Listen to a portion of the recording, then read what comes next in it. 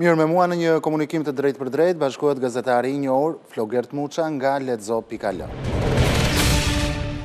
Flogert, mirë mbrëma, kënaqësi t'ju kem drejt për drejt në ora e fundit. Të përshëndes Emiliano. Flogert, çfarë tregon për ty kontrata $6 milion e Partisë Demokratike në Shtetet e Bashkuara të Amerikës, përveç se dyshimeve le të themi për burimin e parave, pse do i duhej një kontratë 2 vjeçare lobimi miliona dollarëshe Partisë Demokratike për të ardhur në pushtet apo për të kundërtën? Janë të bindur për një humbje? Jo, për të ardhur në pushtet, nuk e dim se sa mund t'jenë duke hedhur në terren. Është punë për spakun, ajo nuk është punë për neve, mos bëhemi kot subjekte.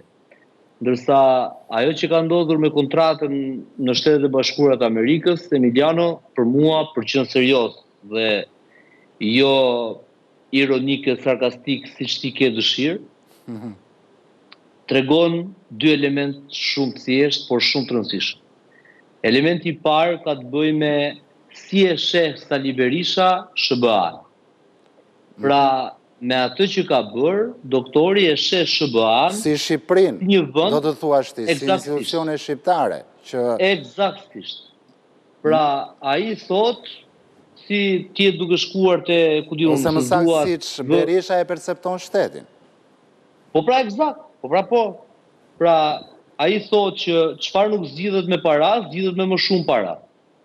Dhe nuk dua t'i bien qafë as institucioni, po ku diun, ka fjalë, thashë theme që për të marrë për shembull një legalizim, do duhet shkosh t'japësh i kafe diku. Dhe doktori e trajton Shtëpinë e Bardhë, Departamentin e Shtetit, si një institucion dorës fundit të mbytur nga korrupsioni që me që ma vundën gratan me para, po shkoj atje me para që ta hequr.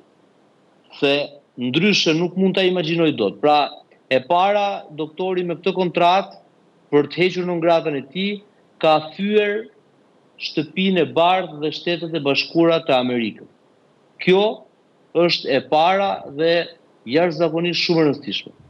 E dyta është fakti që në një moment kur nuk po flitej për non grata, askush nuk po fliste për non grata, zotëria shkon dhe na zgjon edhe një herë idenë dhe atë gjëmën e madhe që i ndodhi vitën parë, duke kujtuar gjithëve që unë jam një non grata që kam një hall dhe do shkoj ta zgjidh në SBA. Pra këtë prapë unë nuk e kuptoj. Por ajo që është një farë mënyrë çelësi ose thembra e akilit gjithë këtë histori është që Sali Berisha na ka konfirmuar praktikisht që ai ka një problem dhe nuk e kanë shpallur kot non grata. Se në qoftë se Sali Berisha do mendonte që non grata e kanë shpallur politikisht kundërshtarët e tij politik të Sorosit, të Dreqi dhe i Biri, çfarë ka thënë gjithë këto kohë, dhe ishte i qetë në ndërgjegjen e tij që nuk ka asgjë për ta shpallur non grata, ai shumë thjesht me informim dhe betejë politike me mrekullinë e njerëzimit që ka cilësuar ai Donald Trumpin, mund ta zgjidhte këtë historinë e non gratave pa asnjë cent. Pse duhet shpenzonte për të hequr non grata, kur sot ka një administratë të re, të cilën ai e thotë është shpëtimi i njerëzimit. Tani pse paguan ti të ky shpëtimi i njerëzimit për të hequr non grata? Nuk je i qetë moralisht, se unë e lë problemin ligjor më një anë, problemin ligjor do e zgjidhë drejtësia, Emiliano. Janë kontratat aty, do kërkohen faturat, do vinë letër porosi, do dalin dritë shumë shpejt kjo histori, nuk do zgjasë 100 vjet. Unë problemin në që jemi në fushat e shoh moral. Zotri, ti thua që më kanë shpallur pa drejtësisht non grata, dhe tani ka ardhur administrata që ti e ke cilësuar si shpëtimin e njerëzimit dhe e ke aleate si parti e djathtë. Jo, dakord, unë jam dakord. Flogert, unë jam dakord që ti e she politikën në radhë të parë si moral, po sa e moralshme është për Berishën që dele flet për varfërim, për pensionet, dhe nga ana tjetër Flamur Noka apo edhe Berisha mburen për milionat e dollarëve që ata do japin në Shtetet e Bashkuara. Këtë pra po them. Unë po them që ajo që unë nuk merrem janë kontratat dhe ligjshmëria e tyre e tjera me radhë. Këto do i zbardhë drejtësia shumë shpejt. Edhe pse kam folur, kam diskutuar me jurist dhe mund të them shumë shka, sërish rezervohem sepse kjo historia që t'jemi gjithollog nuk më pëlqen. Ajo që mua më duket absurde është si ka mundësi që 10 ditë para zgjedhjeve Partia Demokratike i jep 2 as Edi Ramës, 2 bonuse. Bonusi i parë është kjo kontratë, të cilën këta nuk e tregonin, se duhet ta nxirrin vetë këta. Thonin ja ku është kontrata dhe ne jemi në rregull dhe të paktën nuk do të dukesh edhe nuk do na linin të hamendojmë Dhe në këtë kontratë Flogert ka dhe diçka tjetër që mbetet, le të themi, e errët apo ende e paqartë. Është kjo kontratë, një kontratë edhe për kryefushatistin Laçivita dhe gjithashtu Paul Manafort, apo vetëm e Partisë Demokratike? Jo, janë të ndara. Pra preqen e non gratës. Laçivita ka pazarin e vet. Pra ka akoma miliona dollar të tjerë që janë paguar. Po more po, o vlla, Emiliano, t'ju themi shqiptarëve të vërtetën. Në kontratë thuhet, subjekti, klienti është Partia Demokratike e Shqipërisë. Ajo i fondacioni atje është garantori, është sikur merr një kredi që vendoset aty një Jo, e kam të qartë. Pra në qoftë se këto para nuk i paguan Partia Demokratike, do i paguaj garantori që është pikërisht Nureddin Seci në këtë rast. Bravo. Dorzan, është Dorzanje. Pra, kjo është e para. E dyta, dhe kjo e lidh ligjërisht patjetër Partinë Demokratike me këtë situatë dhe faturat do i vinë Partisë Demokratike. Po kontrata ka një gjë tjetër shumë interesante. Jo vetëm që do paguhen $250.000 në muaj për 2 vjet, që i bie $6 milion në 2 vjet. Por në faturë ekstra Partisë Demokratike do i vinë çdo lëvizje që do bëj kompania lobuese atje. Pra, do shkoj ai lobisti, do ulet me një senator, do haj një drek atje, $1.000. Do i vi fatura doktorit. Do shkoj, do marri taksin për të spostuar nga një destinacion tjetër. Fatura i vjen Partisë Demokratike. Do lëvizi me avion nga një shtet në tjetrin për të takuar një kongresmen. I vjen sërish fatura Partisë Demokratike. Pra fatura nuk është 6. Fatura është 6 plus të gjitha shpenzimet e lobistëve. Të gjitha dietat e tij, me hotel, me taksi, me sanduiç, me dreka, me dreqe dhe me të birë. Por, e kupton? Flogert, pse... Dhe në finale, po? Kompania lobuese nuk mban asnjë përgjegjësi për suksesin e kontratës. Pra do i paguash 6 milion, do përpiqemi, por po nuk u hoq non grata, unë marr lekët, ti vazhdo jetën dhe kaq.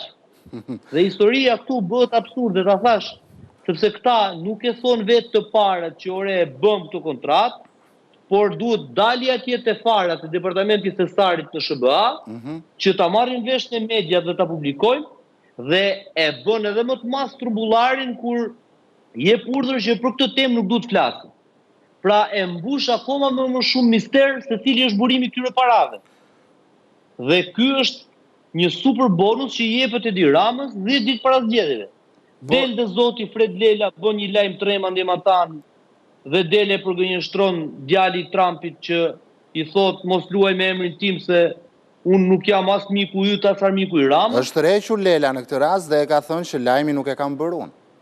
Po patjetër, po nuk i ha daja ato bishtaj, o Emiliano. Se atë lloj lajmi. Por Flogert. Atë lloj lajmi nuk e lejoj unë të hidhet në portalin tim. Tani ç'është kjo histori se unë kam shumë respekt për Lelën dhe ai e di këtë. Por ne si njerëz të komunikimit e dim që nuk janë lajme pazarare. Kalon lajmi në filtra patjetër. Por Flogert,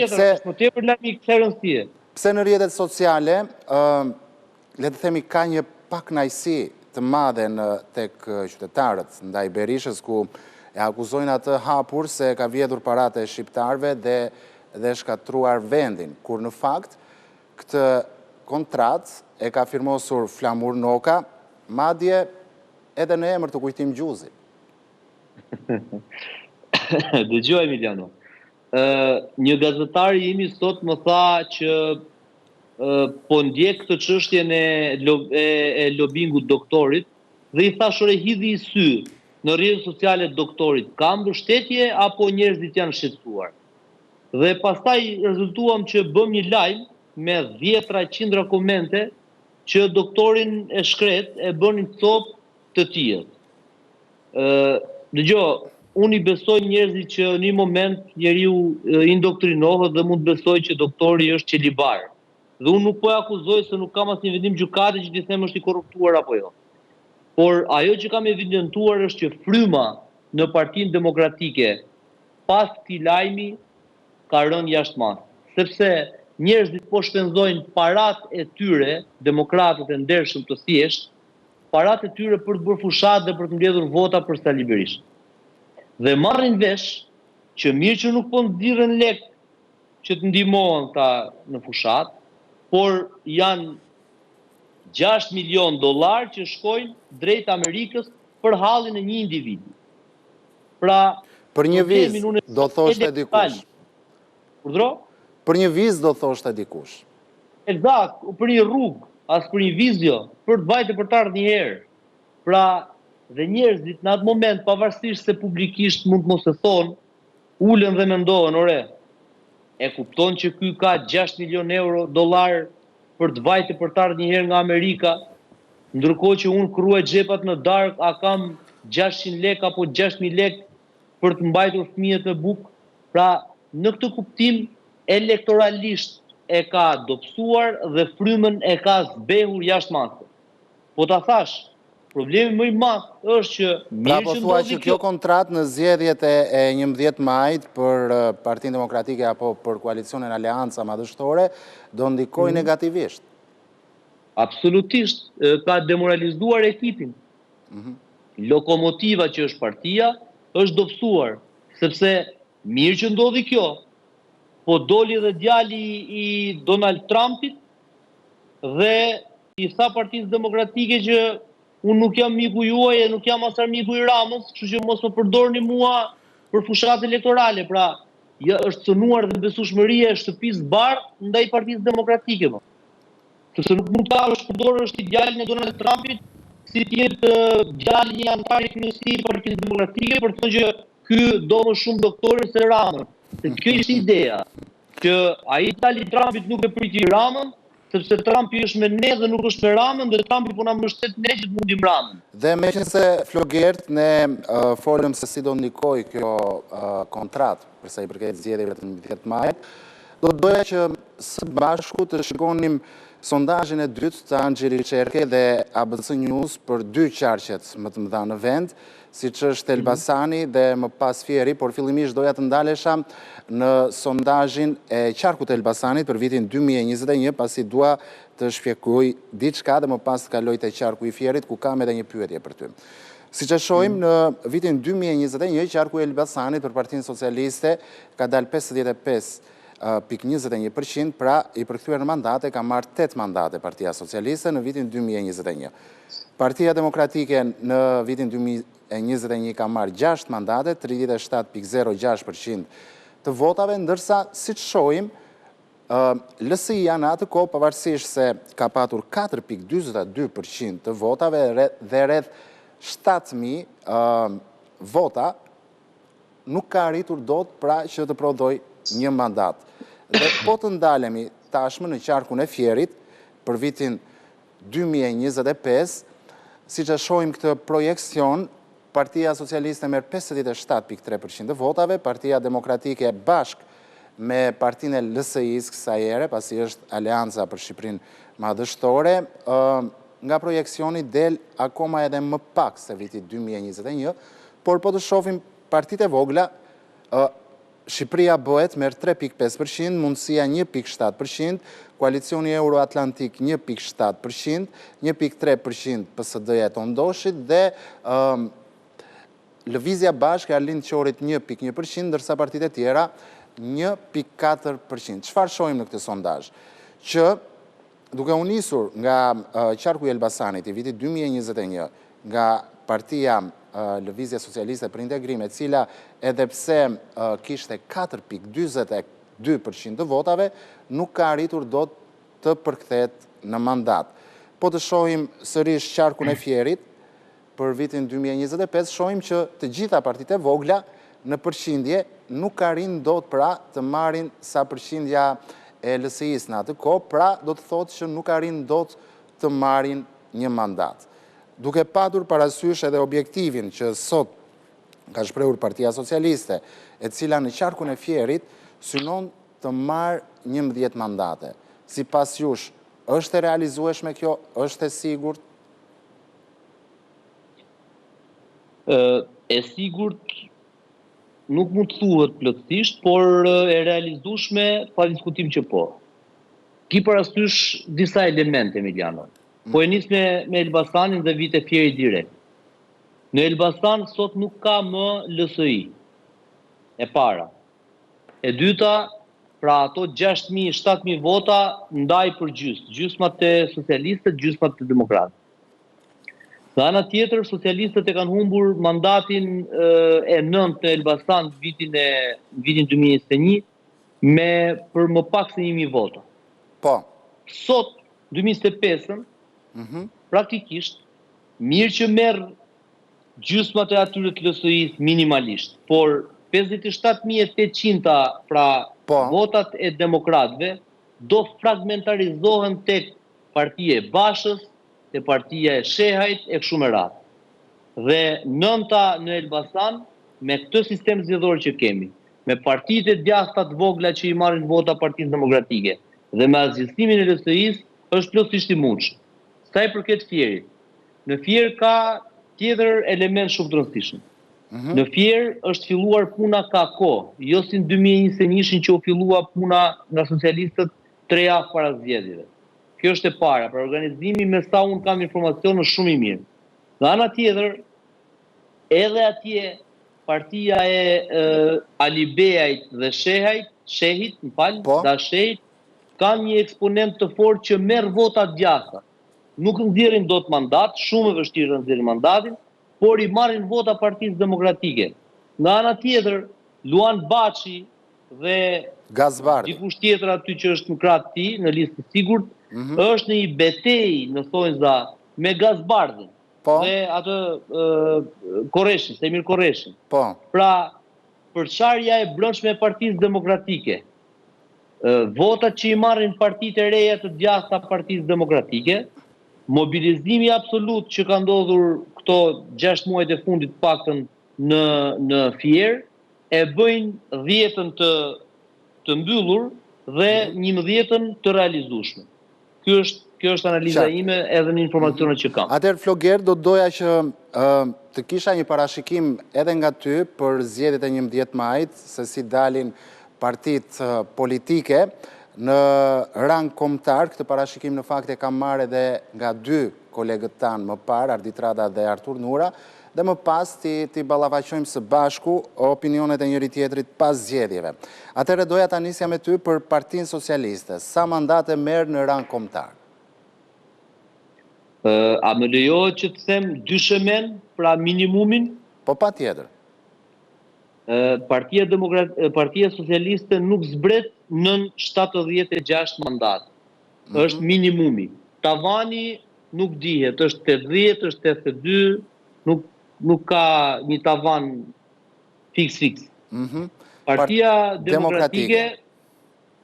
Demokratike në rastin më të mirë, në rast ideal e ndihmuar nga sistemi elektoral, me gjitha aleatët, jo vetëm, me gjitha aleatët, siç i ka aty në Trast, mund të shkoj tek 45-48 mandate. Shqipëria bëhet.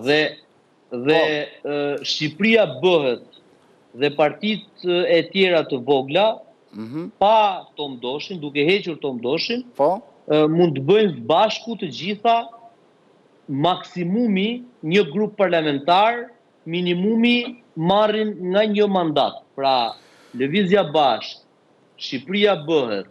Mundësia dhe koalicioni Euroatlantik. Mundësia, Basha, të gjitha mund të marrin nga një mandat. Pra janë 5 deri në 7 mandate. Ndërsa zoti Doshi besoj se do ruaj kuotat e tij të 3 mandateve. Faleminderit Flogert Muça për opinionin tuaj dhe gjithashtu që ishit me mua këtë mbrëmje në ora e fundit.